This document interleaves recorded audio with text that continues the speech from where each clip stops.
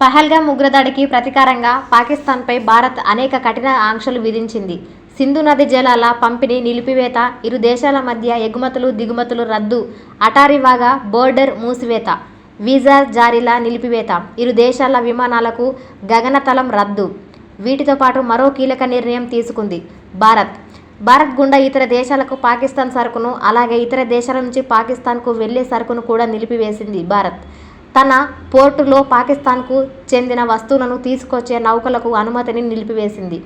April 22న Jammu కాశ్మీర్లోని పహల్గామ్లో జరిగిన ఉగ్రదాడుల దాడితో భారత్ పాకిస్తాన్ మధ్య వాణిజ్య సంబంధాలు పూర్తిగా నిలిచిపోయాయి. పాకిస్తాన్పై భారత్ పలు కఠిన ఆంక్షలు విధించింది.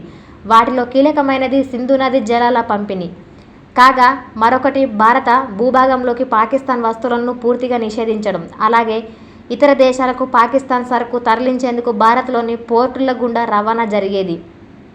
అంతేకాక ఇతర దేశాల నుంచి పాకిస్తాన్కు సరుకు రవాణా కూడా భారత్లోని పోర్టుల నుంచి నిషేధం విధించింది. ఆ విధానాన్ని కూడా భారత్ నిషేధించింది. దీంతో పాకిస్తాన్కు రవాణా ఖర్చులు భారీగా పెరిగాయి. అంతేకాక సరుకు చేరుకునే సమయం కూడా ఎక్కువవుతోంది. దీనివల్ల పాకిస్తాన్కు భారీగా ఆర్థిక నష్టం వాటిల్లుతుందని డాన్ పత్రిక వెల్లడించిన కథనం ద్వారా అర్థమవుతుంది. పాకిస్తాన్ సరుకు భారత్ నుంచి సరఫరా రద్దును మే 2, 2025 నుంచి పకడ్బందీగా భారత్ అమలు చేసుకుంటూ వస్తుంది. భారత్ పోర్టుల్లోకి పాక్ సరుకును పూర్తిగా నిషేధించింది. ఈ నిర్ణయం పాకిస్తాన్కు ఆర్థికంగా కోలుకోలేని దెబ్బగా మారింది. అక్కడి ఆర్థిక వ్యవస్థ అస్తవ్యస్తంగా మారింది. భారత్ నిర్ణయంతో పెద్ద నౌకలు పాకిస్తాన్కు రావడం లేదు.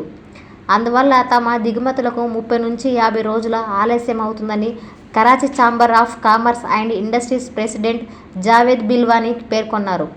ఇక 2019లో పుల్వామా ఉగ్రదాడి తర్వాత భారత్ పాకిస్తాన్పై దిగుమతుల సుంకాన్ని 200% వరకు పెంచింది. అప్పటి నుంచి ద్వైపాక్షిక వాణిజ్యం గణనీయంగా తగ్గిపోతూ వచ్చింది. 2019లో $2.41 బిలియన్ ఉన్న వాణిజ్యం